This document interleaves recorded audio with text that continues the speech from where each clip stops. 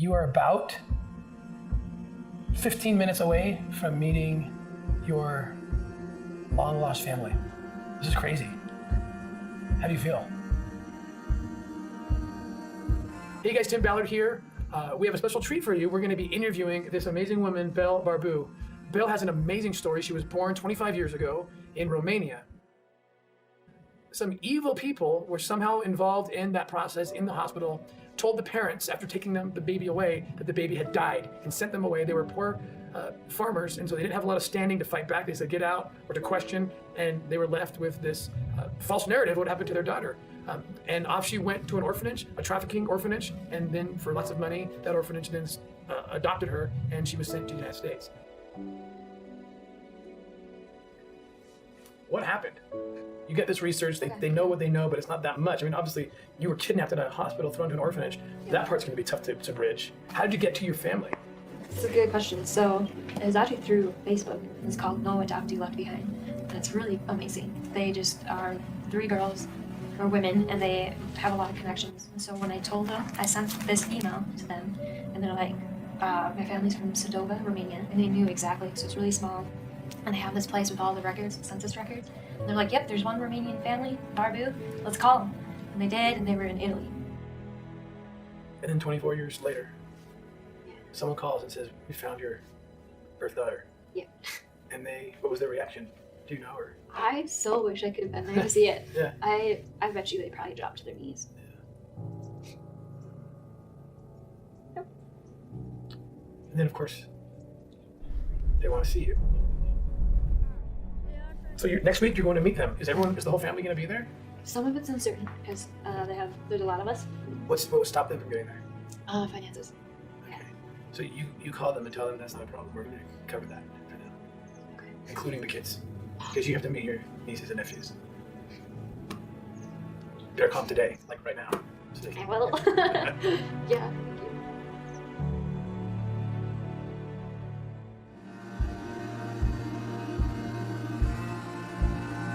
Okay, so here we are.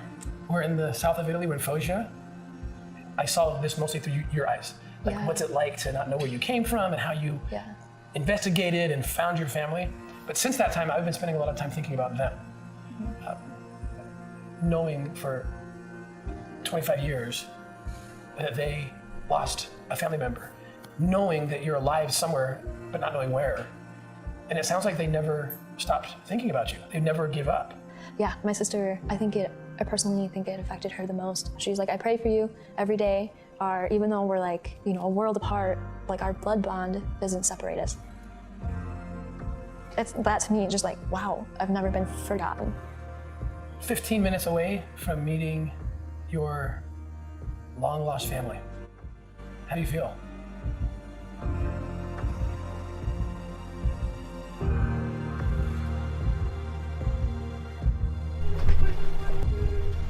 Oh my God.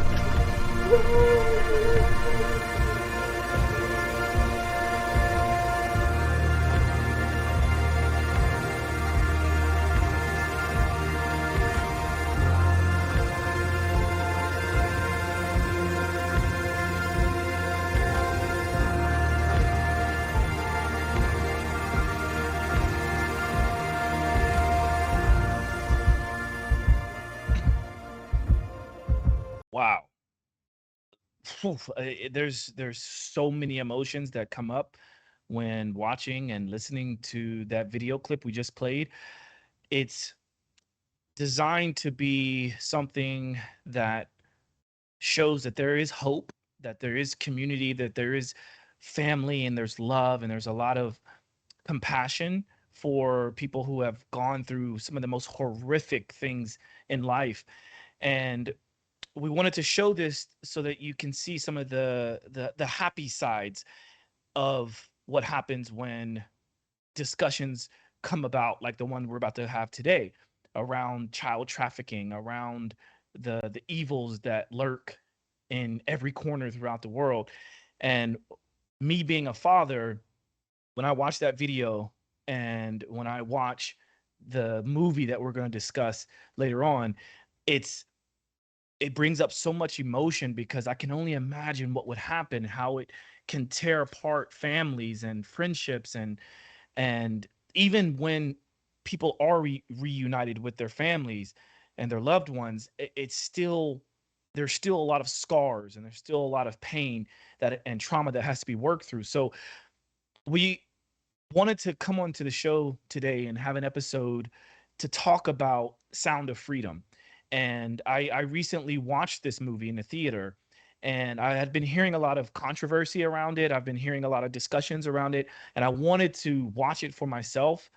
And I wanted to listen to several different interviews in which the director, the producers, and the actors that are all involved in this beautiful mission, I wanted to be able to talk about it on the show and to react to it in real time. Some of these things I'm watching for the first time, like that video that was just played, is the first time that I saw that. And it's just like, wow. So there's going to be a certain heaviness throughout this episode, but we wanted to start off by showing that there is hope.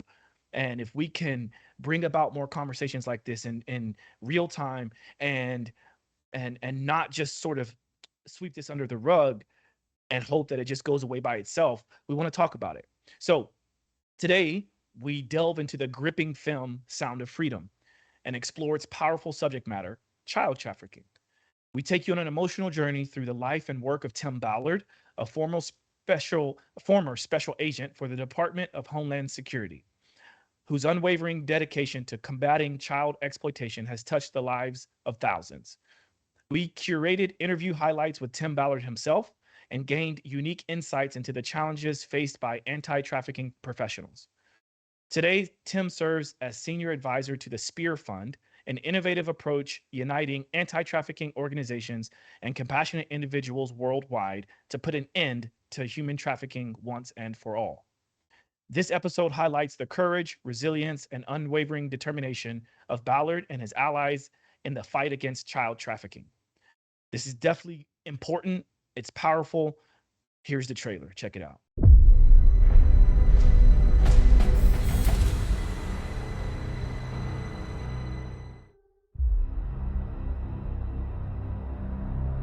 How'd that make you feel? Giving a child his freedom. Felt good. You have been at this for 12 years. My country, 'tis of thee. Why are you doing it? Sweet land of liberty. Because God's children are not for sale. It is the fastest growing international crime network that the world has ever seen. We're Homeland Security. You know we can't go off rescuing Honduran kids in Colombia. This job tears you to pieces. And where my fathers died. And this is my one chance to put those pieces back together. Land of the pilgrims And yet somehow you have failed to bring me one real-world lead. It's over, Tim. Close up and come back home. So you quit your job and you go and rescue those kids. Let freedom ring.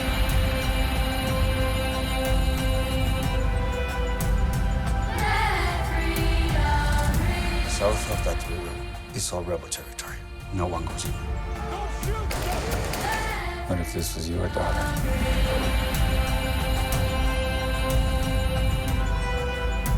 So, she's gone.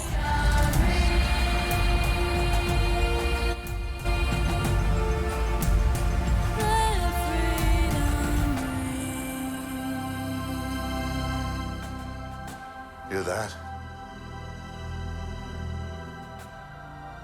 That's the sound of freedom.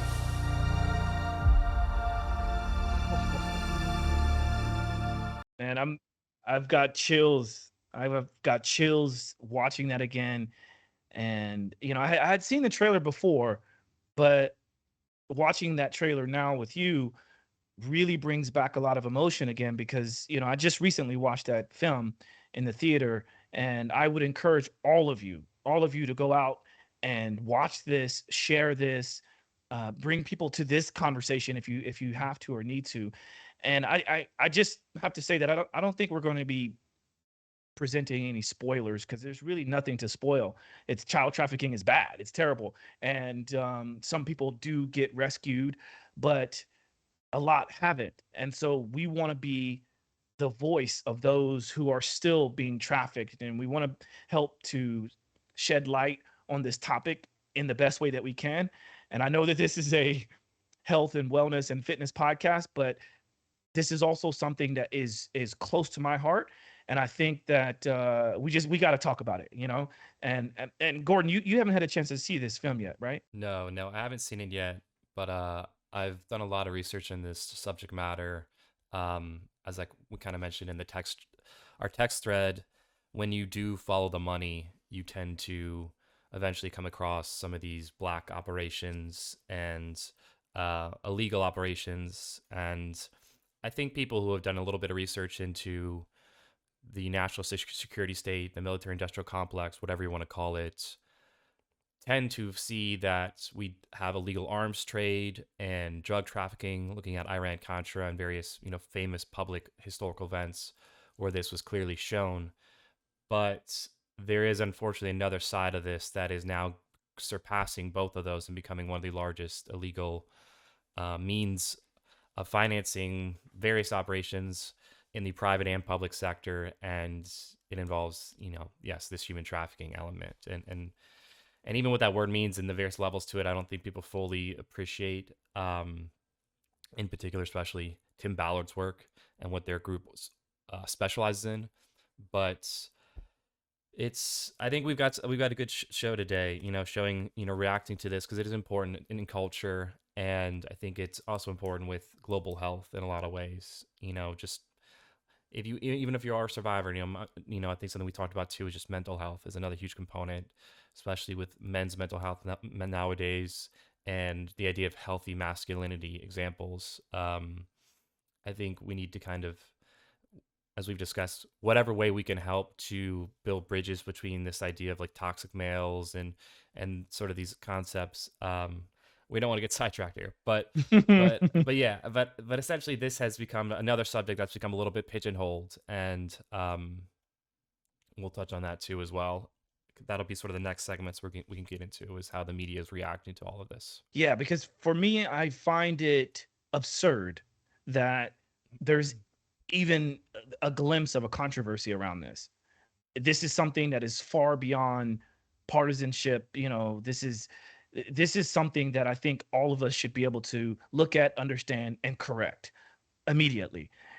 Now, like you correctly mentioned, there's obviously a money component to it. It always is always going to be. But this is something that has tentacles in everyone's life. It's like 1 degree of separation from every single person on this planet. And maybe it's 2 degrees, 3 degrees, but still, like, this affects everyone. It affects society. When I became a father, I immediately became a little bit more empathetic to mothers of the world, to see just how much sacrifice is involved in taking care of these little human beings, and then to see them get ripped from your arms, or to know that they've been kidnapped. Like, again, a part of the film is, it's so gripping because I can relate as a father. A father takes his 2 kids to this modeling thing, and who doesn't want to help out their kids and show that they can be successful in a variety of things, to then find out that they're now gone. Like, they're not in the bed. You don't take them to school, you don't pick them up from school, you don't feed them, they're gone. And then to find out that they also are being trafficked in a way that is just insane. Like, Yeah, to it's me, the worst it's like, nightmare for a parent. It is the worst nightmare for most parents. And yeah. and I think that's the psychological component to this that's a little bit hard for when I discuss this with parents and grandparents. The cognitive dissonance essentially is a big component that unfortunately these predators, and we'll just call them that, these people are predators, they utilize. They use our not wanting this to be true to actually be weaponized. And that's really effed up and unfortunate, but that's a reality that also is very important to be educated on, as Ballard and others talk about, so that you're not taken advantage of, or your child's not. And this doesn't mean you should live in fear on this, but it's just about being educated so that you have smart ways to protect yourself and the ones you love.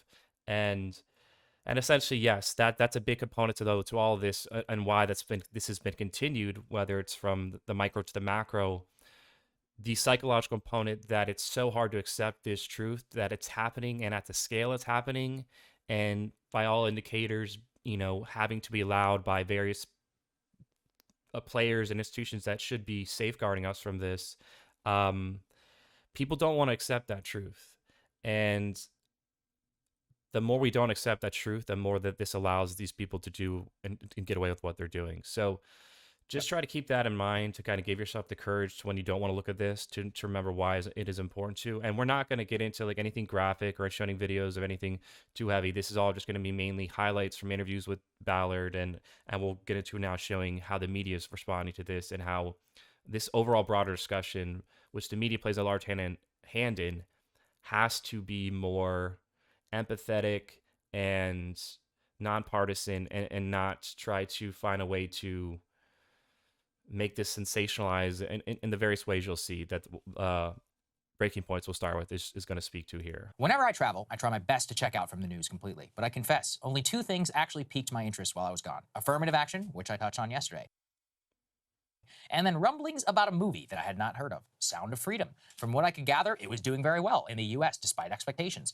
but only upon my return did I decide to look into it. Not only in the movie, but an increasingly shrill and elite effort to stop people from watching the movie, and why. So to begin with, what is The Sound of Freedom? Well, it's a movie loosely based on the life of Tim Ballard. He's the founder of an Operation Underground Railroad, an organization dedicated to combating global child trafficking. Ballard previously served as a special agent in the Department of Homeland Security to combat child pornography and child endangerment, but left to start his own organization after he says he found bureaucratic red tape that frustrated his ability to try and save children in developing countries. The film dramatizes efforts by Ballard and his organization to infiltrate child sex trafficking organizations abroad, but bust them, then save the kids, and press lawmakers to pass laws to make it more difficult. Overall, the film has been a shocking, dramatic success so far. Some $40 million at the box office in a few days, and has come close even to the latest release of the Indiana Jones franchise. So the question arises, why is there even a controversy around this movie at all? Well, apparently, child sex trafficking as a topic itself has now been very politicized in the eyes of these media organizations, effectively being linked in any mention whatsoever with the QAnon movement. Now, criticism of the movie effectively says that it dramatizes the problem of child sex trafficking globally and feeds QAnon conspiracies by validating it as a reality. This was effectively the criticism that CNN brought on its air regarding the movie. Let's take a listen. This film is being marketed to either specific QAnon believers or to people who believe all of the same tenets as QAnon, but claim they don't know what it is. And The Sound of Freedom does focus on a real issue of sex trafficking. But that theme, it's sort of like that kernel of truth that feeds the QAnon conspiracy theory. Tell us how those two things work together. Sure, and the most durable and the most believable conspiracy theories are not entirely false. There's something in them that is true, and the rest of it is false. But the believers point to the one true thing, and they say, oh, you don't believe that this particular thing is true. In terms of child trafficking, we know trafficking is real. We know it has real victims. No one is denying that. But these films are created out of moral panics. They're created out of bogus statistics. They're created out of fear. And with something like Sound of Freedom, it specifically is looking at QAnon concepts of these child trafficking rings that are run by the high-level elites, and only people like Tim Ballard and only people like Jim Caviezel, and by extension, only people like the ticket buyer can help bring these trafficking rings down. Okay, so the criticism is actually simple. The film is being marketed towards QAnon believers, or those unwittingly are buying into QAnon who watch the movie. But in the same breath, they do acknowledge, of course, that child sex trafficking is real, but that the idea that elites participating in it is ridiculous. Well, perhaps they have not heard of Epstein's Island, but below all of this, I find myself asking a simple question. Why are the CNN, these other liberal media organizations, spending so much time going after one of the most basic movie ideas of all time, based on a true story? Rolling Stone took the same tactic in the review of the movie, saying Sound of Freedom is a superhero movie for dads with brainworms, and described it as, quote, a QAnon-tinged thriller about child trafficking designed to appeal to the conscience of a conspiracy-addled boomer. The review evidence for why the movie is QAnon adjacent is that some people on some QAnon boards are heralding the movie, and once again took aim at the movie for validating that child sex trafficking is a big problem in our society. They write, quote, there is visible suffering all around around us in America. There are poor and unhoused, people brutalized, killed by police. There are mass shootings, lack of healthcare, climate disasters. And yet, over and over again, the far right returns to these sordid fantasies about godless monsters hurting children. I mean, once again, is anyone saying that any of those problems are not real? Are they just even saying that by watching this movie or supporting it, that child sex trafficking is the biggest problem that we face? Or are they just saying it's a problem ignored or not paying enough attention to in society? The Guardian also parroted the same line in their review of the film. They called it QAnon adjacent. And once again, they are the only ones shoehorning anything political into this interpretation. They readily admit that Taken, a film already made starring Liam Neeson, invented this genre, and that the film seeks to replicate its very success. To prove QAnon connections, reviews focus on the star of the film and his past comments, but they seldom find any specific example overtly in the movie tying it to a conspiracy.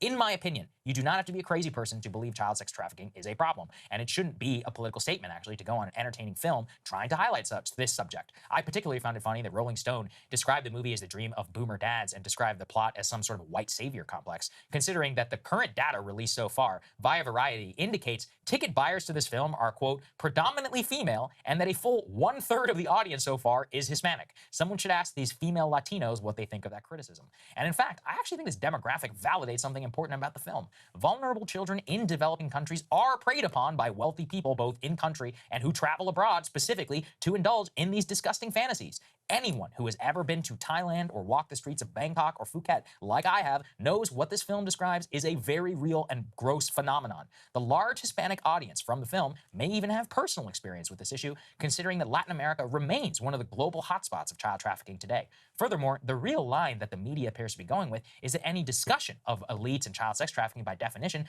validates every QAnon conspiracy ever. And first of all, it's as if they want to pretend, as I said, that Epstein never happened and that we still don't know all of the people who were involved there. But second, why does someone somewhere believing something wacky invalidate what before QAnon has always been acknowledged as a pervasive problem plaguing US law enforcement globally? Broadly, the success of the film does speak volumes. It is running on par at the box office, as I said, with Indiana Jones, undeniably already called a summer box office hit, with effectively zero mainstream promotion and strength only from online support and word of mouth. Hollywood pros are already saying it is especially noteworthy that it hit the top 5 in a time reserved for the biggest blockbusters in all of Hollywood. And at the end of the day, people want to be entertained, and they also don't want to be told what to think. So maybe things in entertainment will be okay after all. Wow. Like that he was saying almost exactly what you and I both were alluding to and actually saying is that how how and why is there even controversy around this? And that's, I think it's all by design, right? So divide and conquer is one of those well-known tactics to sort of take over, and it's very similar to the UFO UAP discussion in that when you make people look crazy and you lump them into a partisan group, it's easier to attack said people, or it's like funneling a big army into a bottleneck so that you can destroy them easier.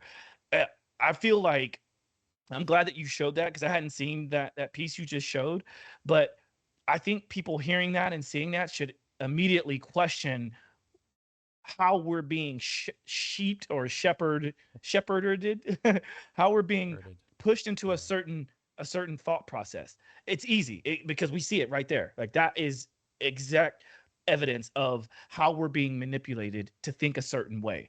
So that's my piece. Yeah, no, I mean, the power of the media has always been extremely influential. Whether we're talking the printing press, or when television first came out, or radio, now it's internet, whatever the medium of the day is, if you have a very strong, oligopoly or, monopoly, all these various terms, essentially when there's a massive concentration of market share in a very few amount of companies, media outlets, then you start to see, it doesn't, you just do a little history into public relations and mass media and people like Edward Bernays, you understand that psychology and media merged essentially.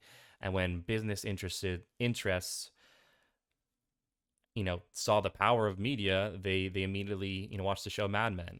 This is an early form of all this type of thinking. So this is well known. And I think there's a famous quote from, I'm thinking on the author, but essentially, it's easier to fool a man or to convince a man that he's been fooled than to fool a man. or essentially you go upset. Yeah, it's easy. It's probably it's easier to fool a man than it is to convince a man that he's been fooled or something like that. Exactly. Yeah, exactly. Like, 'cause no one wants to be fooled. I Right. think that this is professional trolling. I think it's a very, very. I think from the business side of it, or the media views, clicks. This is what runs the world today, right? The clicks and views and media and money.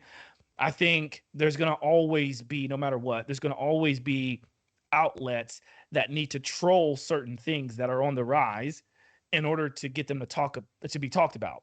And if you really want to get dark, we just played it ourselves, right? Well, I mean, it just leads you. I mean, this is where whether you're very skeptical, whatever, trying to look at this very neutrally, it just makes you ask the question why, and it makes people become more conspiratorial when you say why are you, is this purely political? Are you just trying to politicize this to make this seem like it's a right-wing thing, and any like Trump supporter or QAnon person is associated with this, and so you're trying to like hurt them politically, and anybody who's conservative or leans away, or the more insidious conspiracy with being, or is there some way you're trying to cover up for powerful actors who are in some way complicit? And the more and more that kind of these weird flags add up, it leads people to start asking, there's more and more smoke here, similar with the cover up with UFOs, to where it gets to an overwhelming amount where people start to really come out directly and saying, yes, there is a cover up. And now it's the onus is on us to prove that. But it's similar in this case where ultimately the hard angle for certain people really in this space is that there is essentially a cover up as well. The only way this could occur at this scale, and I believe Ballard talks this a little, I don't want to put too many words in his mouth, but there are various definitely corrupt actors, within the government and private sector who are complicit in this. And it makes sense when you're looking at the numbers, just sheer numbers of how much this is occurring, how frequently every day, the money behind it. And that's very unfortunate, but the best thing we can do is accept that reality and then move forward dealing with those corrupt actors in those, positions of power. And so that's why we'll move to the next media reacts, but that's why we show the video at the top of the program, because keep in mind, why this matters and why it's important to have courage, so you see those kind of reunions more often. So next up, we got our main man, Russell. Sound of Freedom is smashing it at the box office and is being attacked continually by the mainstream. Is that because it's a box office success? Is it because of QAnon conspiracy theories? Is it because it's a new emergent business model? Or does the establishment have something more serious to hide? Hello there, you 6.5 million awakening wonders. Thanks for joining me on this voyage to truth and freedom, a voyage we can undertake together in glory and success. New stories are being told, new economic models are emerging, new challenges to the monopoly of entertainment and culture. Whether you agree with their position or presumed position or not, you have to acknowledge this is a significant, maybe even seismic shift in the way that entertainment is made, funded, promoted, and the way it reaches its audience. How has Sound of Freedom become such a success? Let me know why you went to see it. Is it because of the subject matter? Is it because you're excited that films are getting made that have a different relationship with the audience? We met with Jim Caviezel and Tim Ballard, and I'll show you an exclusive part of that conversation later. But first, let's try and understand the success of this film and have a little look at it together. Why are you doing it? Because God's children are not for sale. It appears that there's a cultural thirst for a film that presents an issue that you might imagine all people would agree on is worthy of attention. The trafficking of children appears to be more pervasive than people have previously thought and are willing to discuss. And it seems that American audiences in particular, and let me know how you feel in the comments, have a real appetite to see this story told. A story that is righteous, clearly connected to Christian values. Angel Studios also, of course, made The Chosen, which is a retelling of gospel stories. And as a side note, stars my friend Jonathan as our Lord and Saviour Jesus Christ, but was also my body double when I used to be in HBO's show with The Rock, Ballers. So I am able to say that Jesus was my body double. This job tears you to pieces. It's impossible to talk about Sound of Freedom without acknowledging that part of the mainstream avenue of attack is around the QAnon connection. Now, what is this QAnon connection? It seems that just people that like QAnon also like this film. Is this film inherently right-wing? Is there something particularly or especially conservative about it? In some ways, couldn't you say it's about rescuing Latino children and breaking down exploitation? And sex trafficking is plainly bad. I'm very surprised now by the nature of the culture wars. Sometimes I find it difficult to track what side things are supposed to be on. That's actually why I've refused to participate in those categories and boundaries anymore. I do believe in freedom. I do believe believe in new economic models and ways of making content and entertainment. Obviously, we participate in it. And I can't help but feel that many of the attacks leveled at this movie are because this has bypassed the ordinary systems of promotion and production. This is not made by one of the big studios. This is not being promoted in the normal way. And it's still found a massive audience. I feel that the media in general are very threatened, obviously, by new independent media models because what they have is a kind of collective monopoly. I know collective monopoly sounds somewhat paradoxical, but what I mean is there's a sort of an easy tension between the media superpowers that make television and movies. And if you start to find ways where you can make content and say, look, we don't care if this is a popular subject or if you presume it has affiliations with particular political persuasions, which, by the way, are allowed. People are allowed to be conservative. People are allowed to be Republican. People are allowed to be right-wing, just the same way as people are allowed to be Democrat. People are allowed to be liberal. People are allowed to be progressive. These things shouldn't be oppositional because if they are, that is tyranny. My assumption is that the mainstream media, as with our kind of content, doesn't like the emergence of this type of model. The same way that the mainstream attacked Joe Rogan during coronavirus because of his outspoken stance on health, alternative medicines, and his willingness to have a variety of conversations on the subject of coronavirus and the handling of the pandemic. They obviously opposed the content, but they opposed even the concepts of Joe Rogan. They don't want there to be a Joe Rogan. Joe Rogan is a real thorn in the side. This is comparable, I think. I really hope that the reason this film is receiving all of these criticisms and attacks is not because there's institutionalized sex trafficking to a degree where people don't want it spoken about. That's a terrifying concept to me. What is easier to understand is they are threatened by the economic model itself. I don't see what it is about this film that's an attack on anybody's values. I don't understand that at all. It seems like it's somewhat anti-deep state because it's a rogue and renegade figure that breaks away from bureaucracy in order to do what he believes was necessary to be done. The fact is, it's based on the truth. Like any movie that's based on the truth, there's extemporization, there's the collapsing of characters, there's the simplification and amplification of certain events and details. That's standard in any narrativization of true events. In a way, perhaps part of the reason this film has become such a phenomenon is it provides us the opportunity to talk about the nature of conspiracy theory and censored information. Conspiracy theories over the last few years have gained a lot of momentum. Some of these conspiracy theories might be extreme, and some of them seem quite plausible. In particular, when you talk about QAnon, people start talking about Pizzagate or that furniture shop where people said it was a front for trafficking. And those might be some of the more outlandish aspects of the conspiracy theory world. I don't know. Let me know what you think in the comments. But in our country, the UK, there was an investigation into Westminster, the seat of our parliamentary power. That's the same Capitol Hill in your language, and presumed nefarious activity, the worst kind of nefarious activity that you can imagine. You're spot on. In fact, the subject of this film covers exactly that activity. And mysteriously, about 3 prime ministers ago, which could have been an hour ago in our country, we churned through them, like, they lost all the evidence. That doesn't make you feel more comfortable that there is no such thing as conspiracy theories, does it? The fact that you still can't talk about the assassination of JFK, or at least you can't talk about it, you can't get access to the information, that there are aspects of the pandemic that are still heavily redacted and controlled. Conspiracy emerges out of clandestine spaces when there is no trust in authority. And the reason there's no trust in authority is because we live in a surveillance state with increasing censorship. Information is being controlled with the creation of new categories. And when something like this emerges that's entrepreneurial and perhaps Christian, which is one way of looking at reality. I know a lot of you guys are Christian and I love Jesus Christ. People attack it saying, oh, it's to do with QAnon. Well, I don't know, man. It seems like that's a little bit of a stretch. It seems too that the whole area of conspiracy theory, when we're now investigating the truth of UFOs publicly, we might have to reappraise our attitude towards. And this is my one chance to put those pieces back together. Even though the subject is pretty heavy and dark, kind of like other Hollywood films, isn't it? I mean, it's like Taken, like the idea of a lone guy who's opposing the forces of corruption and going against the system. I mean, that's a really recognizable Hollywood trope. So why in particular has this garnered so much negative attention? Once again, I believe it's because it was promoted ignoring the usual channels of promotion, i.e. this is almost like the Robert F. Kennedy of movies, popularizing itself without having to go through the traditional gatekeepers. It's funded without the typical Hollywood backers, and it contains a subject that evidently holds some tension in particular circles. It's a very extraordinary phenomena, this, and to see it conflated overtly with conspiracy theory is interesting. Let's have a look at this in more detail. Sound of Freedom, the crowd-funded film, moved up the box office ranking in its second weekend in theaters, a rarity for movies, and a sign of the strong support for the film, particularly from right-wing audiences, despite the scrutiny it has faced for its lead actor's ties to conspiracy theories. We spoke to Jim Caviezel, we'll show a bit of that in a minute. Sound of Freedom took home the number 2 spot at the box office this weekend, earning $27 million from Friday to Sunday, and over $85 million overall since it opened in theaters on July the 4th, according to Box Office Mojo. That means there's going to be more films like this because it's an economic success, and this is proof of concept that there is a market for this type of content. So, of course, it's being attacked and smeared. And in 2012, 2013, I was working a case in Colombia, got further than I was supposed to get, and they said, come home. And I said, I can't. I've made myself the bait. I've gone too deep. And they said, well, then you have to quit your job if you want to continue the operation. And I did. And it was a very difficult decision, and we went ahead, and my wife and I decided to quit, and we finished the operation as, you know, private citizens, if you will. Yeah, so that part right there is very important I mean, I think Russell Brand hit on a multitude of amazing points that maybe don't even need to be discussed any further because he nails it. But that one piece when Tim just mentioned that he had been working undercover all this time, he saw so many things. He got to a point where he had some success.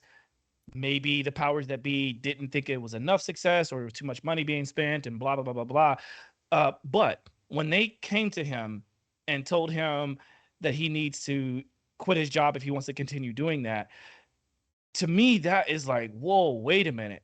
And keep in mind, people probably don't know this, but Tim and his wife, they have like 5 or 6 kids. And, he is the provider for the family, and having a job in the government is, I'm sure he had a really good paying job. But when he ultimately had a conversation with his wife and told her, because I mean, she's a big part of this whole process as well, and a big anchor for him and the family and allowing him to do what he does, they had to come to the conclusion of risking getting no money, having no money to support their family. They're all their kids, the wife, living this lifestyle that they had been used to now all of a sudden, Tim being away, his wife doesn't know if he's going to get killed. His wife doesn't know if he's going to, ever, make any money to support the family. Are they going to have to move out of their house? And so I want to bring that point up because this is the reason why I'm so happy to see the success in the box office, because if nothing else, this guy took the ultimate, I'd say one of the ultimate risks in his life and being able to support his family, which are probably 2 of the most important things, right? And to be able to go and help another father find, because, I don't want to give this part away because it's part of, kind of a spoiler in a way, but it's like he couldn't see what he saw and then stop because there's no more funding. He had to go within himself and talk to his wife, and his wife was like, it's a no-brainer. You have to go and finish the job. You have to go and continue doing what you're doing. Everything else will be taken care of. And with that amount of faith, I don't care if you're a Christian, if you're Muslim, if you're atheist, what he did is heroic. What that family has done is beyond what most people could even dream about doing. And so I applaud them. And I think that's, at least worth mentioning. That's why I know in that piece that you were showing, he kind of glossed over that, but that's huge. It's huge. Yeah, and behind every great man is an even greater woman, and his wife, he's talked about in interviews. She said, and we'll get into now, actually, this is a nice transition. We'll get into some interviews with Tim Ballard, which this whole film was based off of, and his journey going from working for the Department of Homeland Security as an officer. But his wife said, "I will not let you sacrifice my salvation." When they were on the phone, and he just, it was kind of the mic dropper where he's like, all right, well, that's bigger than anything materialistic of this earth, and they're obviously strong people of faith, Ballard and Jim Caviezel, and then the studio running this. But whether you're agnostic, atheist, or religious, you got to have some mechanism to help you go into these dark areas and then have the courage to continue on and handle it in a healthy way. And he's kind of coming out of it with definitely a little bit of slight PTSD, or he may say full on, but he's been able to, using his, for him it was Christianity, but this is it's rough. It's rough on people. Just watching the footage alone of what these people do to children, and we're talking very young, under 10, a lot of times, and this can be very traumatic from people. So Tim, now we want to show and highlight him because he is really the person on the front lines, literally. And the first interview, I think, really was profound with him, that I think allowed him, he kind of let down some of his guard in a sense. And he also has a strong relationship with Kyle Cease, the person interviewing him here, I highly recommend to everyone, who's a comedian turned sort of motivational speaker and spiritual sort of leader. But you'll see, we'll just kind of play the intro, and we won't play the full thing, but highly recommend people. All the clips we play in this will be in the description. Checking this out and watching the full length of this. He's triggering a kid that's pissed from before him. Even that guy is.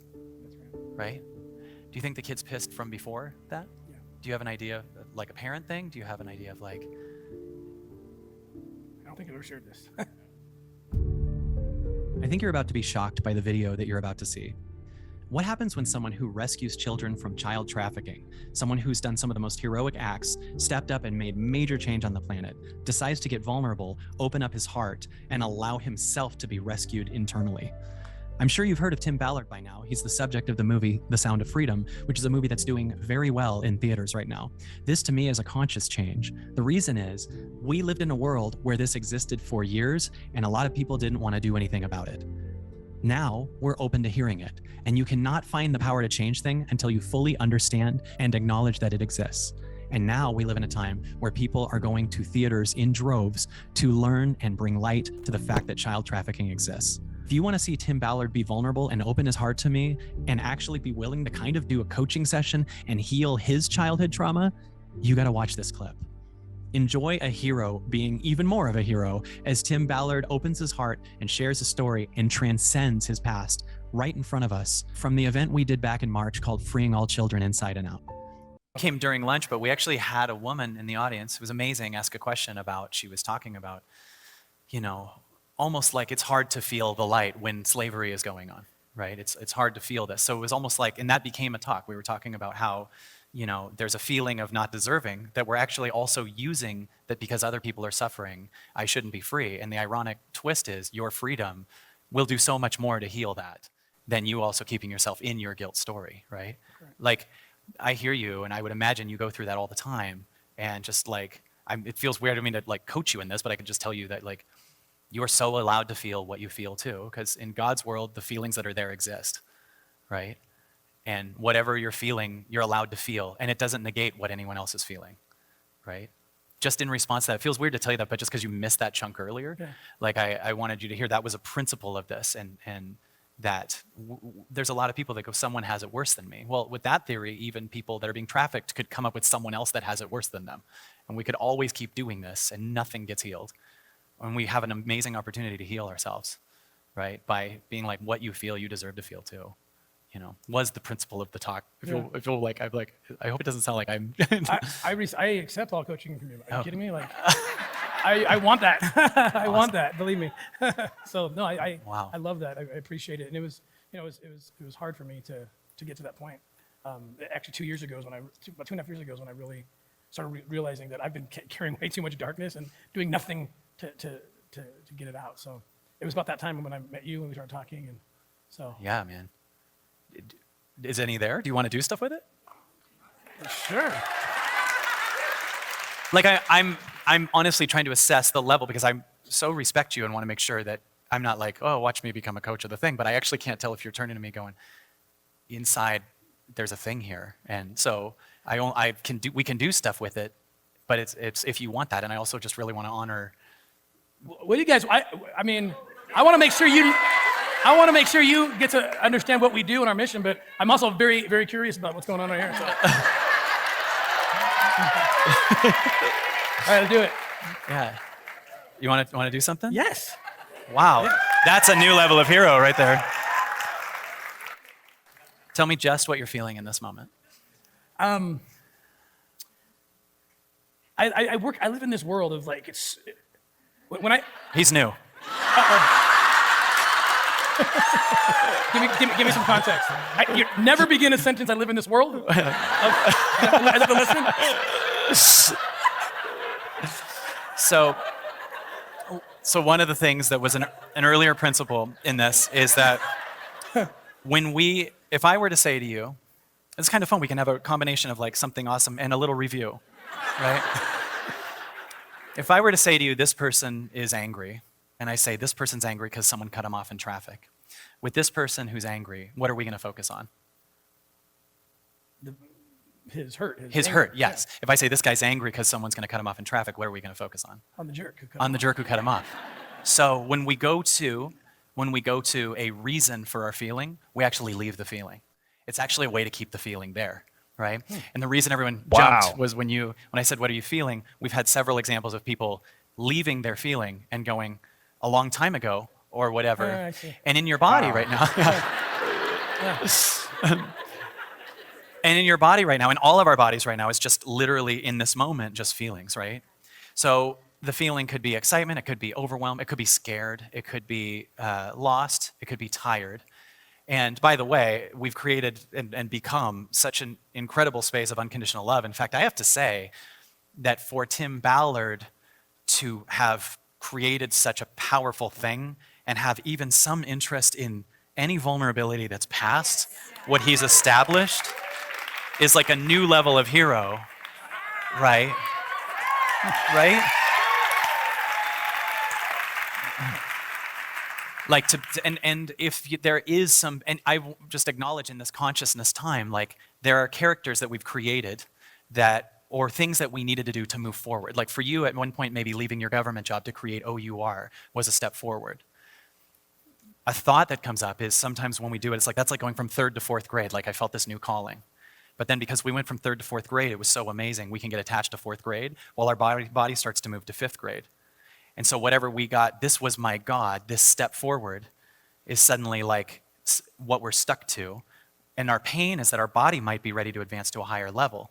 So there might be some level of letting go of something that at one point was a good thing, an energy of whether it's delegate something or let go, or just you be seen more, or you be resting more or held more, whatever. And for all of you, like it's so easy to go, man, when I leapt to that thing and then became this thing, and then go, so that's my God now. And it's so perfect with what Kim Durama was talking about like how much we make away our God. Oh, it's when I meditate every day. Oh, it's when I eat this way, right? And that life is trying to get you past that now because you already learned that. So if there's stress or suffering, it might be going, I need you to even let go of some attachment to a way that at one point was actually your highest calling. Does anything show up for you when I say that? Yeah. So to answer, I'm going to go back to your first question, how do I feel? Yeah. And it ties into this. So I feel like a combination of two things. Okay. One, gratitude. I feel so much gratitude because this is a room of light. I recognize quickly light because of the darkness we're exposed to. Yes. And when we started OUR, the dark was darker than I thought. It was because we broke away from bureaucratic restraints. So that allowed us to do things that I dreamed of doing for 10 years as an agent, but that bureaucracy, jurisdictional limitations stopped. So now we're free to roam and do what's needed to be done. I didn't know how dark it was. Yeah. I didn't know how evil and how much pain existed in the world of human trafficking, even after 10 years of it in the government, because I was almost protected even in the bubble. And so when I find people of light, I'm just so grateful, and I just want to like the young lady out here who just didn't want the conversation to end, right? Yeah. Like I just want to sit here, and bask in because the beautiful thing about being a public organization or being a private organization allows us to go public. And so while the dark got darker, the light got way lighter because I got to partner with you. I got to partner with people who flooded us with prayers and light and beautiful things. And so my first thought is thank you. I'm grateful. I'm grateful that there's people that exist that you even had the guts and the ability and the desire to help us. You know, I just heard the story earlier. It reminded me of you heard something and then you grabbed it and researched it and then just went for it. You know, and you've blessed us so much. And so thank you. The other thing I feel is, and often it's accompanied when I'm with people of light, like the desire of where I want to go, what I want to detach from. And my probably biggest problem is being able to forgive people. Yeah. Because when you see people do such dark things, it is really hard. Because then you see the people being hurt, and you see people doing things that they're intentionally trying to hurt children or hurt the vehicle that's rescuing children. And they'll do anything to take it down. It's something, I can't explain it outside of like spiritual warfare. Like I don't think it makes sense if you can't see beyond, what mortals can see because it's so nuts, right? And so sometimes where I get stuck, if I'm trying to get from 4th grade to 5th grade, it's my inability to forgive. I'm trying to learn how to forgive people so I can move on. That's tough for me. Okay, I got a couple things for you, if you want it. Yes. I love you, brother, Yes. first of all. Yes. Thank you. I'm so thankful to be with you. So I actually picture as you go into these things that you do, these dark energies that you feel that are picked up, right? And then you come into this room and you just feel it's a room full of light, right? I'd love to offer, first of all, for you to receive the energy in whatever form, even if it's just being, and actually let it get into the body and bring up any of the dark, right? Like imagine if you can see your scene, when you're in that higher frequency, whether it's through the space that's being held here or whatever, when you leave kind of a dark world and you go to a higher one, it kind of wants to purge out the dark world, right? That might be hard when the fear might be, I might need some of the dark world to keep doing this, right? Like the belief might be, if I let go of the dark world, will I still go do this? Will I still rescue kids?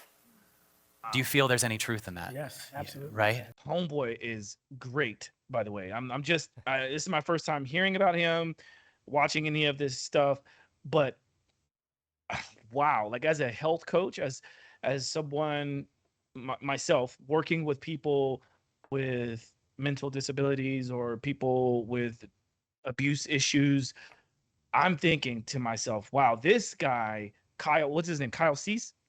Yeah, Kyle Cease. Yeah, Kyle Cease. He is incredible. And obviously we can continue watching it, but I'm thinking this is a beautiful moment and it goes way beyond trying to get clicks or views or whatever. Like he's really having a real conversation that I think I am going to take some things away from. And then my hope is that others who are listening and watching this right now, my hope is that you're also able to take some nuggets of information and use that, because like how many of us attach to the things that got us to where we are nowadays? It's social media. I think a lot of times people, when they see me, they try to get me to attach the fact that I'm a celebrity trainer and that I work with celebrities and things like that. But like I want to constantly evolve. I want to constantly grow. And we've got to understand, like the question he just asked, what would happen? Like, is there a fear in the fact that if those things go away, will you still continue fighting the way you fight now? Right? Like another analogy is like some of these fighters in the UFC, some of them have the most amazing stories in which they come from nothing. I know there's this guy, I think out of Florida, I forget his name, but he literally had $7 in his pocket, was sleeping, was homeless, and was doing all kinds of things. And he devoted every single day. I think he was sleeping in the gym actually. And he devoted every day to becoming a fighter. He finally got a fight. He won his fight. And the likes of the world, the people like The Rock went to go visit him, and he's probably going to go on and do well. What happens when that goes away, when he all of a sudden starts to get money, when he all of a sudden becomes famous? Does he still continue to have that fight within him because his world has changed?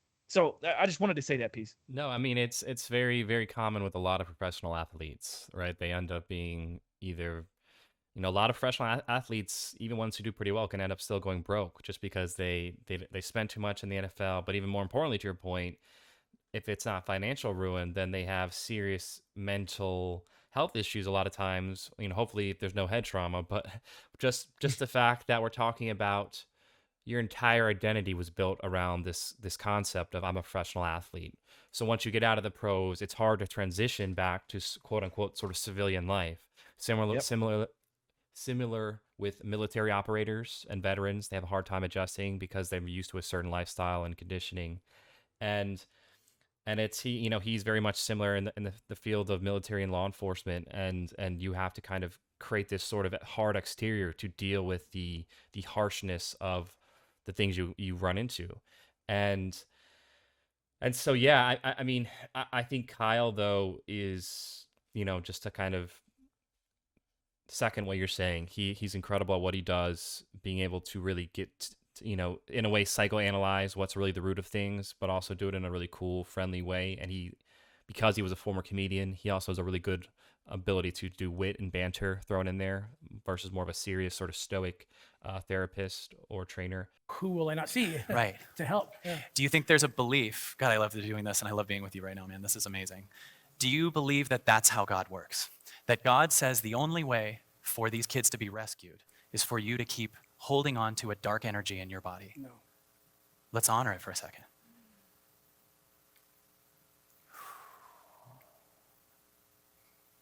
Let anything come up that wants to come up. I mean, I feel like at least an answer came just now. Okay, what's that? to fulfill my purpose, I actually don't need to fight darkness. I just need to be light.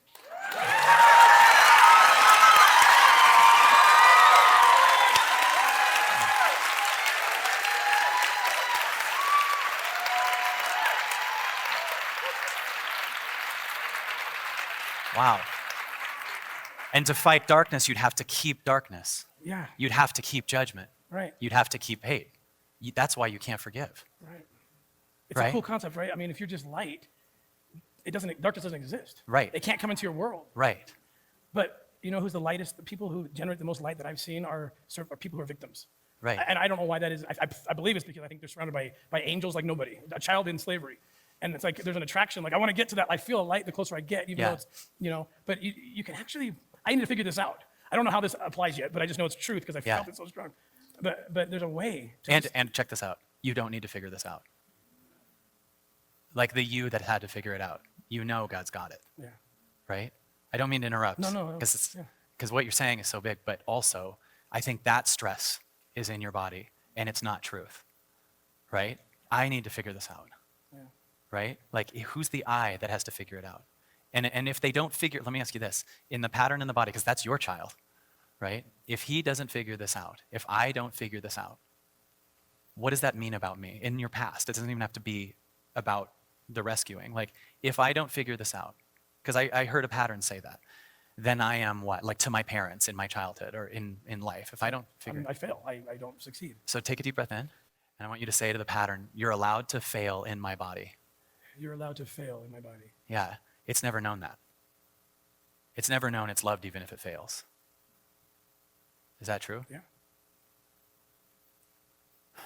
Now you're actually connecting to it because I know you know the universe or God is not going, I only love you if you don't fail.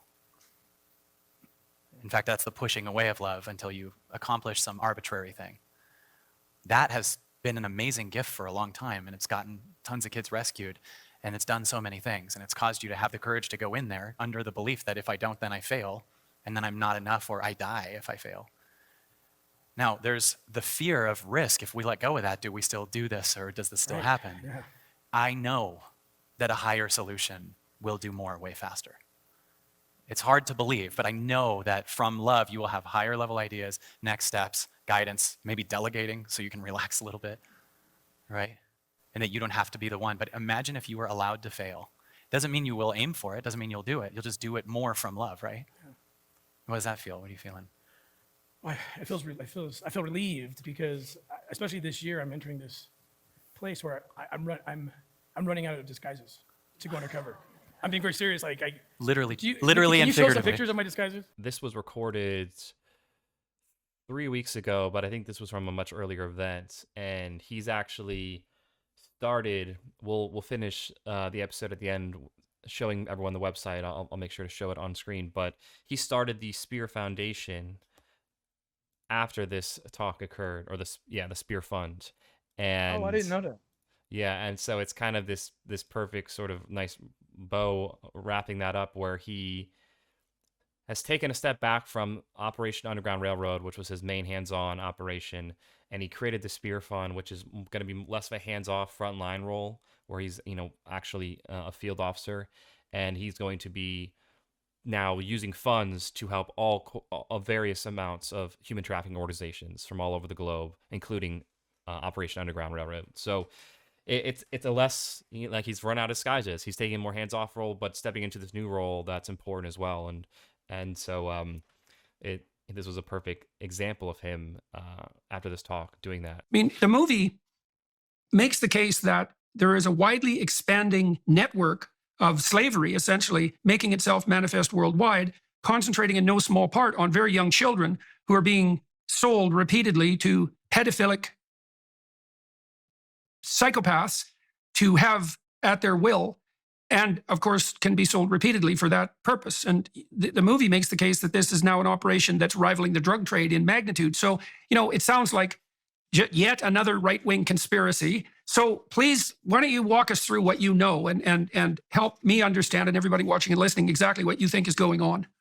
Yeah, thank you so much, Jordan. We're so grateful you take your time to do this with us. So I spent 12 years as a special agent, undercover operator with the Department of Homeland Security. Most of my time, 90% of that time, was spent investigating these cases, child crimes, child trafficking. And in fact, those numbers are correct, that are being, these are Department of Labor, UN, these are sources that, the best we have, that say that there's close to 6 million children or more who are forced into sex slavery, labor slavery, or organ harvesting. And I can attest that I have been involved in cases involving all three of those forms of slavery multiple times, and is absolutely a real thing. It's not even far from home. The United States is the #1 consumer year after year of child rape material. And oftentimes we're close to #1 in production. And it's a serious matter. You know, the case, the story in Sound of Freedom kicks off with the rescue of a little boy at the port of entry at the southern border. That's a real story, a real boy that I was on that port of entry. I was 10 years on the southern border. So when you have 85,000 unaccompanied minors showing up in the last 2 years, being let into the country without the sponsor being vetted, DNA checked, background checked, I call it the economy of pedophilia. The United States, we're the demand. 85,000 children, thousands of them are under 5 years old, are let into the country. So we have a serious problem, and it's not being addressed as it should be. Hopefully this film can do that. What has been your experience with regard to so-called mainstream media or legacy media coverage? How much attention has been paid to this? And if not much, why? And if reasonably, who and how? Well, I think not very much has been. Attention has been given by mainstream media. Oftentimes it's more innocent than cynical, perhaps, where it's just, this is too dark. I don't want to expose our audience to this horrific thing. We film our operations. I mean, I'm going to post today another operation in West Africa of a baby factory. And these are real cases where they've kidnapped women, as young as 13-year-olds and children, and they impregnate them, they rape them, and they make babies, and they take these babies and sell them for their organs, sell them for sex, sell them for satanic ritual abuse. Like, it does sound crazy. That's why I film it. We film our operations so that we can show the world this is very real. It's really happening. And I think if there's 2 million children forced into commercial sex, which is the most kind of credible statistic that we can find, a lot of people are involved. So there is a more cynical answer to your question, which may be there's people that don't want this exposed because they're involved in it. So I'm going to harass you a bit here from the Wikipedia page. There is some, not that I'm a particular fan of Wikipedia pages, depending on the circumstances, but there are some criticisms of what you're doing, and I thought we might as well address them right off the bat, because people who are watching are going to be, look, man, if I was coming across this for the first time, and in some ways I am, I've got two choices in front of me, don't I? I can either presume that you've discovered something that's ongoing and of tremendous significance, that's terribly dark, or I can assume that the difficult work that you had done for a decade, genuinely addressing these problems, has made you hypersensitive to a threat and willing to magnify it, and it would be easier just to ignore you as a consequence. Now, that would be the preferable outcome to such an investigation, wouldn't it? So you can, as you said, you can understand why people might want to avert their eyes from such a thing. So I'm going to walk through these criticisms, and maybe you could, you can respond to them, and we can get that out of the way before we go deeper into the film and your operations. So your group, and this is Operation Underground Railroad, and tell me if I get anything wrong here, says it devours conspiracy theories, though founder Tim Ballard was criticized for refusing to condemn the QAnon conspiracy theory. I have no idea what the hell that means. Do you know what that's referring to? Yeah, absolutely. We that's a lie in Wikipedia. We have absolutely in our FAQs for years have condemned the majority of what we see with conspiracy theories. So they like to attribute me to the QAnon movement. There may be some truths in there, but there's so many falsehoods on top of that. So our FAQs refute that immediately because it discredits the movement. In fact, I would go so far as to consider that maybe certain people who don't want this known are responsible for some of the conspiracy theories in order to discredit the movement. And they go too far. They go too far in their assessment of things. But yeah, we absolutely have disavowed what's generally coming out of QAnon. Yeah, well, it says, it's very vague on Wikipedia. It says to condemn the QAnon conspiracy theory. Well, I know perfectly well that there are more than one conspiracy theories, let's say, on QAnon, so I'm not even exactly sure what it's referring to. Is there a particular conspiracy theory that you were criticized for refusing to condemn? Do you have any more specific details about that? I mean, I'm not sure what exactly they're talking about. They might be referring to the fact that there's something called adrenochrome where they take They're taking children's blood and devouring it and so forth. And I've explained my experience with that, and I just did in West Africa and other places. We've seen this in several parts of the continent of Africa, and it's very real. It's very real. This witch doctory. They take these children. They take their organs. They take their blood. They drink it. They take the genitalia of children and hang it over the rooftop of their businesses, thinking that the dark gods will bless them. These are real things. And so I might say something like that, and then they connect it to something that a QAnon person says about, a celebrity who must be doing this too, but there's no evidence to back that, and they make a false connection there.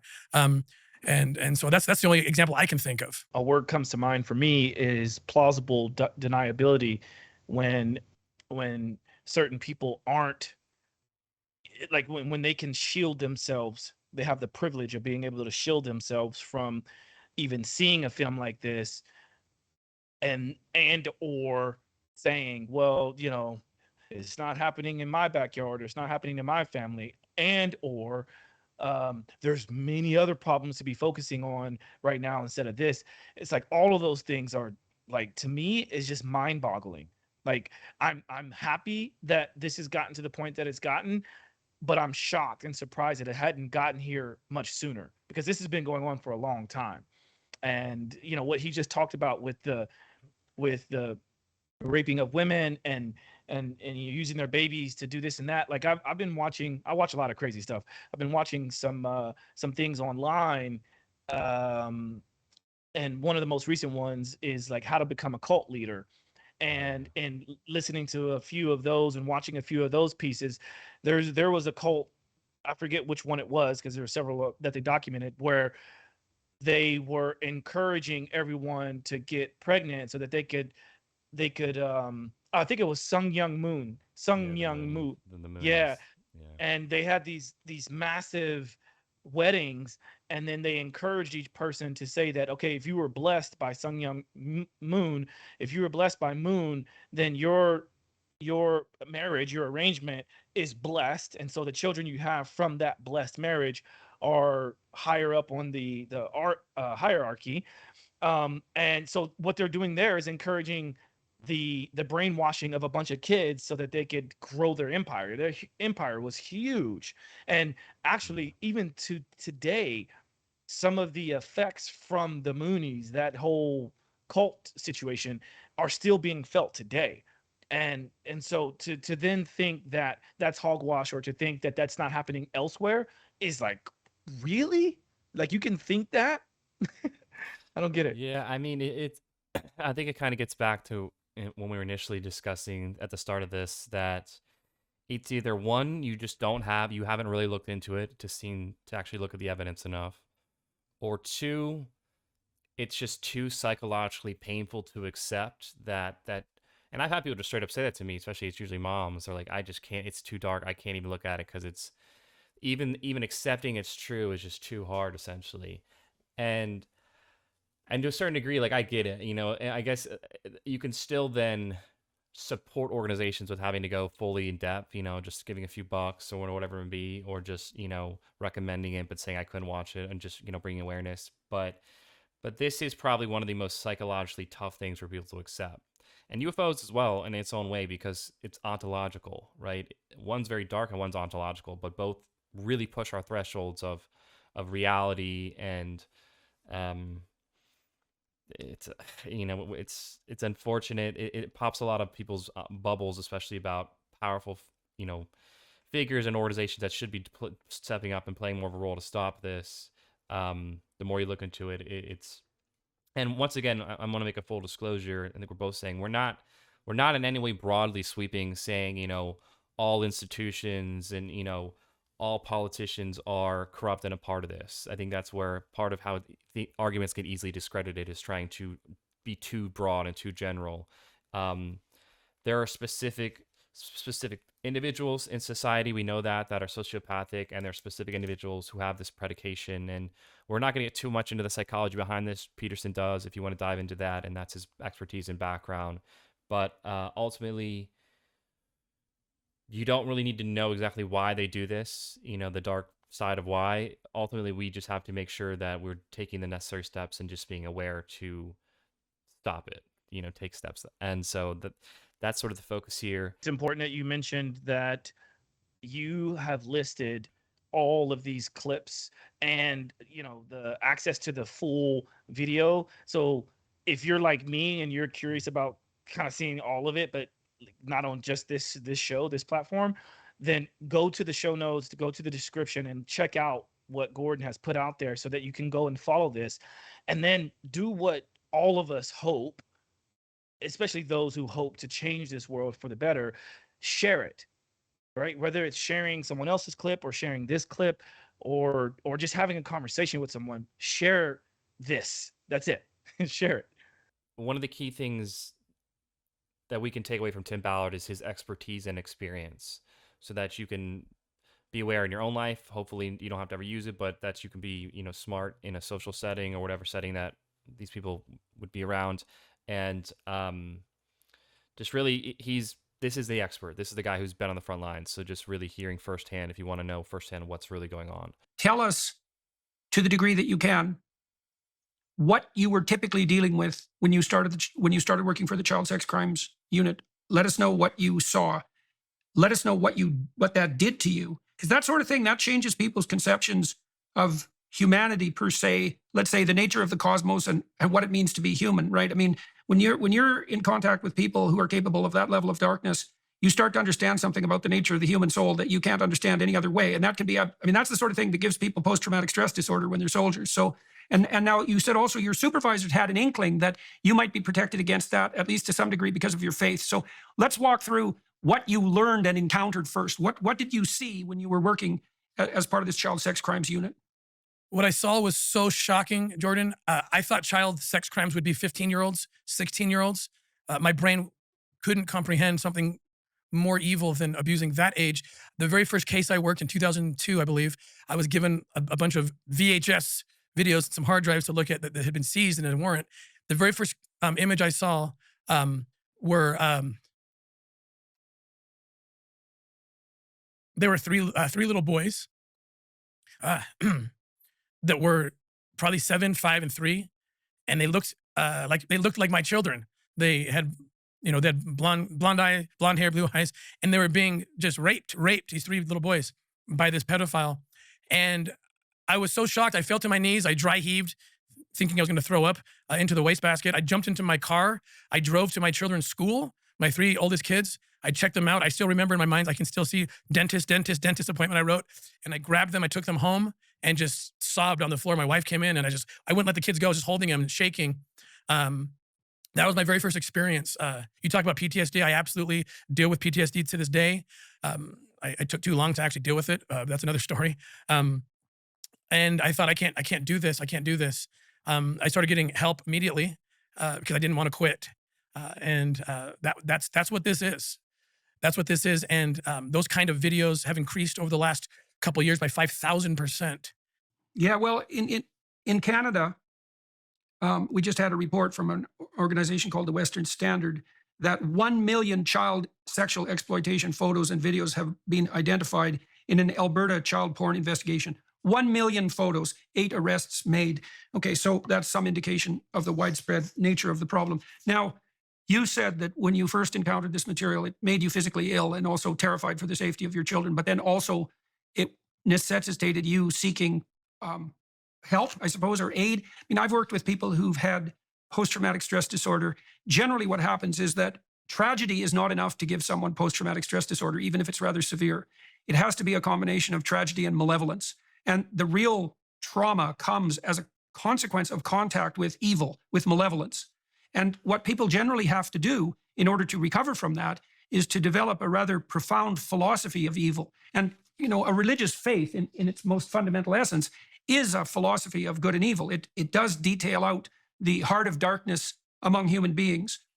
Point out to people, and this is particularly, although not uniquely true of the Christian tradition, but particularly true, that capacity for evil lurks in the heart of everyone, and that our fundamental moral obligation as we sojourn here on earth is to overcome that proclivity within and also to stand up against it in the external world. And so you said you received some aid after you had been exposed to this first set of videos. What is it about the way you looked at the world that had to change in order for you to adapt to what you were encountering? Well, I had to come to grips with an idea that I had never been confronted with before, that there are people, and not a few, but millions of people, only millions of pedophiles could justify a demand of millions of child exploitation material, videos, and so forth. The first person you see arrested in the movie is a real person named Ernst Lupolszczynski in Sound of Freedom. He had over 2 million pieces of child rape material in his house. So to be confronted with the reality that there are people on this planet, and like I said, not a few, but millions, who want to indulge in watching 5-year-old children be raped and sexually assaulted in ways that, and I'm sorry to be so raw, but I feel comfortable with you, Dr. Peterson, but to watch children's bodies actually break in the act of sexual assault, acts that your mind couldn't conjure up if you tried to conjure it up, and that it's real, that is so shocking to the system. It changes your life forever. I tell people, I feel like I've had a million holes burned into my brain because I've watched thousands of hours of that kind of material. Not only watch it, and I love the scene that Jim depicts where that's very real. I can't watch the movie, but the movie's very good. The movie doesn't show any of this, by the way. It doesn't show anything like this. I don't want people to run away and be scared, but you see the scene where the camera flashes a close up into Jim's eyes. And that was me for 10 years, not only watching, but writing it in details for the court to see, for the prosecutors to see, and raising children at the same time that are the very same age. And fortunately or unfortunately for me, I have 9 children. At the time I left the government at 6. And so I can always identify the age of a child with one of my own children. And what my mind was almost automatically doing is I would superimpose my own children's faces and persons onto these children. And that led to the PTSD, I'll be honest, and almost a paranoia about what would happen to my children and watching my children. And I've come a long ways, and I'm able to deal with it. But I was determined never to quit, and so I just sought more help, and I won't quit. So wow, there's one thing that I didn't even think I was going to bring up, but I'm actually glad we're at this point.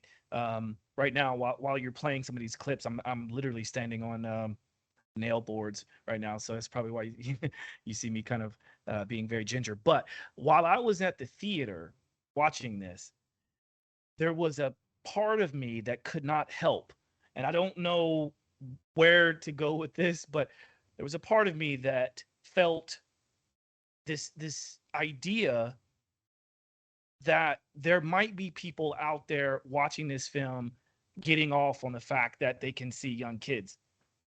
You know what I mean? And there was a guy that was sitting behind me to my left. And again, I'm just talking about there was nothing other than the fact that there was this notion that came over me that thought, okay, this guy is kind of a heavyset guy by himself, right behind me watching this. And again, I've gone to the movies before by myself and whatever, but it's just weird that this came up during this time. And I just immediately thought, how dark is it that there's also people who are a part of this who don't want this to get out, but are going to the theaters to get the rocks off, so to speak. Yeah, I mean, and when you really listen to a lot of various Tim Ballard interviews, the level of arrogance and the level of normalcy that these people have, that we want to say these people, that sexual predators have created within their culture is astonishing, because they have been allowed to get away with it essentially in a lot of ways for so long and at such scale that they're even, and this is not even to enter this into the culture war, even though people want to make it, but the idea, for instance, they want to normalize it so much that they've created things called like the NAMBA, the North Atlantic Man-Boy Association, where they're trying to say it's okay for man-boy love to be okay. And essentially, this is a very dark side of it, but trying to normalize pedophilia is ideally what these people would like to have. They think in their mind that this should be normalized. And you go back, they'll cite, historical things like Rome and various other times when they've allowed it, but that it's all just BS justification for them to try to do something that we all know deep down is innately extremely wrong, because these kids don't have any choice a lot of times. They're not, old, like, we don't need to even have that discussion of why it's wrong. But well, to add to that, what you're saying is horrific. It's like, I can't even believe that these things are allowed to happen and are happening. along with that, there's some of these people, like as the world gets craftier, I should say, because I don't think wiser is the right word to use in this context. But as people, these bad people, as they get craftier, they're I think they discovered this whole network of, let's call them predators, right? This whole network of predators that would send codes to each other online. So like hiding in plain sight, they would send codes to each other, and they discovered that some of those codes, or a lot of those codes, are sort of like timestamps in various like movies and TV shows and things online to say, hey, go to this timestamp because that's where you're going to see little boy, little girl, whatever. And when you start to think like that, I'm so thankful that my ex-partner and I, the mother of my children, we consciously decided from the very beginning, before my son was born, or before my daughter was born, or before my son was born and after he was born, and certainly with our second child, we were never going to, as much as we could handle, we were never going to post any photos or videos of our kids online. And that's why you don't see any photos or videos of my kids online. Not that I don't love them, because I do. I have loads of them. Anyone who knows me knows, they've seen, plenty. But I don't want to add to what's already out there for these people. And I know that like my not having my kids on there is not going. It's just two sets of kids that are not on the internet. But my hope is that other people listen to this and go, oh, wait a minute, maybe you're onto something, because my kids are probably getting preyed upon as well. Yeah, and that's when you look at the scale of this, and that's kind of when Tim sort of gets real with all this stuff. You can maybe take different approaches. So for instance, you can have more of a private account through Instagram that only somebody who follows you can allow them to see your pictures, if you are going to have any pictures of your kids. So it doesn't have to be necessarily completely cold turkey from these things. But the key is just being educated so that you are not in any way, or your kids are not in any way exploited, because the bottom line is we live in an extremely tech world. Everything is video, audio is going to become more and more prevalent. And there's layers to this, obviously. That's one layer of just being smart and educated with how you allow your kids to use the internet, how you allow them to be exposed with photos and videos on it, and whatever tactic you take there. And then worst case scenario is just when we grew up, obviously our parents said, hey, don't really talk to strangers, or, that was the common thing. But these people have a variety of very bizarre tactics they will use to try to basically take the kids. So essentially just being mindful with your kids and talking with them when you're in various scenarios and settings is just really important. And we're not here to obviously like overly scare you. That's not like the takeaway and not the purpose of this in any way. But I think once again, the key is just to acknowledge, as Kyle said there, I believe in the previous clips, acknowledge this so we can deal with the problem. That's the core takeaway of this. And in the meantime, just be on guard and safe with your kids with digital stuff and savvy in person and online. And ideally, hopefully, we can reduce this enough to where we can have more, we can be more benefit of the doubt, so to speak, in those scenarios. But that just currently isn't the reality, and we have to accept that. Or even thousands of hours of increasingly demented voluntary fantasy. And that's that allowing the spirit of sin that would otherwise crouch on your doorstep to enter your house and have its way with you, right? It's like a collaborative venture with Satan himself. That's the most straightforward way of describing it. And so that's, I don't know what you have to say about that, but I'll let you have at her. I'll say this, that everything you're saying absolutely resonates with my anecdotal experiences dealing with her. I'll say this, that everything you're saying absolutely resonates with my anecdotal experiences dealing with these people.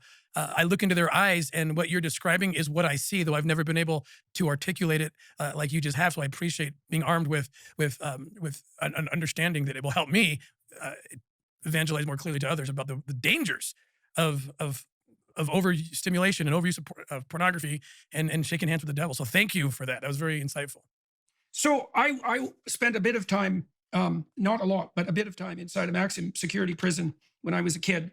I worked with a very strange psychologist that was there. And one of the things that really shocked me, and I think this shocked me enough to change my whole life, was I met this one prisoner who was a pretty nondescript looking character. Did you know that there's a simple combination of natural ingredients that will help you poop out pounds of old rotten waste in your colon within? He took me for a walk out in the yard away from a gym. It really shocked me. And when I was a kid, bit of time, not of overstimulation and overuse of. I spent a bit of time, not a lot, but a bit of time inside a maximum security prison when I was a kid. I worked with a very strange psychologist that was there. And one of the things that really shocked me, and I think this shocked me enough to change my whole life, was I met this one prisoner who was a pretty nondescript looking character. He took me for a walk out in the yard away from a gym full of like weightlifting, axe murderer, monsters, and rapists. And we went for a walk out in the yard, and the psychologist called us back and told me later in the office that this guy, who was about 5'2", pretty non-prepossessing guy, had made two policemen kneel in front of him, beg for their lives in reference to their families, and then shot them both in the back of the head and kicked them aside. And the shocking thing to me was, you kind of think that if you met pure evil, it would have a monstrous form. And, the thing that shocked me about that was the nondescript nature of this guy. His absolutely banal ordinariness, the fact that you could just walk past him on the street and you'd never know. He wasn't some monster, the monstrous character of Satan in your imagination is, a figure that's terrifying to behold instead of someone normal, you know what I mean? Normal in that cringing sense. These people that you've interacted with, like, what's your reaction to them when you talk to them, the pedophiles, when you talk to them and when you arrest them? My experience is very similar to what you just described. Very nondescript. People of all walks of life. We've arrested and I've interrogated educators, lawyers, law enforcement, clergymen, and sitting across from them. But with no apparent physicality that would tell you who they are. But I will say this: when they start talking and I look into their eyes, that's when I sense something that really scares the hell out of me. And the way they talk about children when they get there, and it's something that they've been able to normalize, and they're speaking to me about children almost like they're talking about the weather, or talking about buying and selling children like you talk about buying and selling computer parts or an automobile or something. And that's where I thought something has taken over you. Something non-human has made you less human. And I've never been able to figure it out. Only that it creeps me out, and I usually end up getting them to confess because they have brought themselves to a place where they think they're okay. They think that it's somehow normal. I don't know if that makes sense. How do they, Dr. Peterson? Why? Well, the degree of rationalization that has to, with each step forward in the progress of the fantasy, there has to be a step forward in the self-deception with regards to self-description, right? So imagine that you're attempting to cling to a sense of yourself, at least as normal, but even maybe as a moral agent. I mean, the more forthright pedophiles claim that they're only allowing children to express their true sexual desires, and that what they're actually doing is forming the best relationship with the children that they've ever had. Now, of course, there's part of them that knows that that's an absolutely bloody, screaming, hellish lie. But you get to that lie, like I said, with 1,000 micro lies, right? And you're modifying your self-conception along the way. I mean, have you had these people justify themselves to you? And if so, by what means do they attempt to do that? So one person that comes to mind, absolutely, the answer is yes. And one person that comes to mind is the person depicted in the film, Oshensky. This person had written articles, self-published, of course. He had a book that he actually sold on Amazon. And his understanding, or his justification, was that the puritanical society of this country has crushed the true and beautiful and righteous sexual experience, which the most natural would be between a man and a child, a prepubescent child. A prepubescent child is the most beautiful form of humanity, and why take that away from a child? Children would be well conditioned to confront the challenges of life if only they could experience orgasmic pleasure even in their prepubescence. This is how they talk. Right. Well, that you saw echoes of that. There was attempts made in the 1970s by French intellectuals. Surprise, surprise, to have the age of consent reduced radically. And that was always the rationale. It was an extension of the patriarchal oppression theory in some sense, right? That all sexual expression is essentially pure and good in its most fundamental form. And it's all warped by social pressure. And if we were just allowed to express ourselves in every manner that we saw fit, then everyone would be free and we wouldn't suffer anymore from the constraints of tyrannical society, right? And it's just convenient for the bloody pedophiles that happens to justify them doing whatever the hell they want to children who are obviously too young to consent. Insane. Yeah. There's some that use the most absurd justification for this. There's some that are just purely sociopath, but understanding the psychology is ultimately secondary to, getting solutions occurring. Yeah, listen, like I know this is dark, and what is it? It's we're recording on Thursday, and I'm in the midst of a fast, and there's a lot of other things that we could be putting our mental energy into, but this was and is and will continue to be very, very important. And when I first heard about the film, and then I subsequently listened to Tim and Jim on Joe Rogan's podcast, I thought, wow, okay, I've got to do something. And whatever that is, it's like for me to have heard it and not do anything about it means, at least the way I feel about it, I'm complicit as well. So I definitely wanted to do something. And this is why you and I had these conversations offline. It was like, okay, what should we do about this? This is why I also encouraged you to go and watch it. And it's not even having to watch it to be able to understand it. You can understand it just by watching this episode, right? But supporting an entity, a group of people that are trying to do everything in their power to risk the lives, right? Tim, he risked his life and the livelihood of his family to continue this mission. I can stand behind that, regardless of whatever else is being said about QAnon and Christianity and this and that. It's like, what do I support, and how can I help? That's what I'm here to do. And this is why I'm hoping that whoever is listening and watching, I hope that you can resonate with some part of this and give your thoughts. You can mention any of your thoughts in the comments. Would love to see people sharing this, and let's see if we can change the world while we're here. Definitely, man. So as we wrap here, I want to make sure that we acknowledge the Spear Fund organization. I believe it's a nonprofit that Tim Ballard has created. That is his newest organization that is collaborating with a variety of anti-trafficking organizations, including his previous Operation Underground Railroad, as we discussed. And it's just a great way if you're trying to really have an impact and just want to know what's the best way as far as just donations or anything involving money. I would recommend this. And yeah, this has been a heavy episode, but I think it's a needed one, and I think it's also cool to kind of just add to the portfolio of a variety of different content, because it's important to now go out and take care of your body and take care of your mind, body, and health. If you want to get more involved in this, the best thing you can do is, the better your body and your physical health is, the more you can do to help, and the more you can be of service, whatever the mission's being called to at this time. And this is definitely an important one, so we wanted to shine a light on it, but I'm glad we did. Anything I think will help. Absolutely. Thanks for listening, watching, especially if you've listened and watched up to this point. Thank you. As we discussed, we're going to be coming out with lots of cool content, and it's the goal here is to try to stay abreast onto the top trending topics. And of course, we're going to continue to do all the other cool stuff with biohacking and fitness training and mental health and things like that. But like you just mentioned, Gordon, this is something that is near and dear to me. It's within my heart. Some of these things are within my mind. I think about it. So why not talk about it? And that's what we're doing. So thank you again. This is Josh signing out with Simply Walk the Talk. Peace.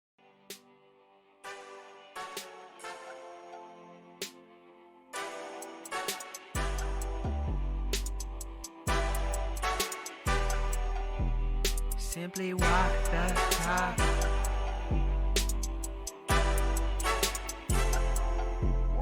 Walk the talk, talking facts. Move like me, but I move a little fast. Make my move, here to last. Fasten these seatbelts, I'm coming past. Take care of me, longevity. Hack my biology, better believe. Walking the talk, soul, mind, and body connected. Better come give us a listen.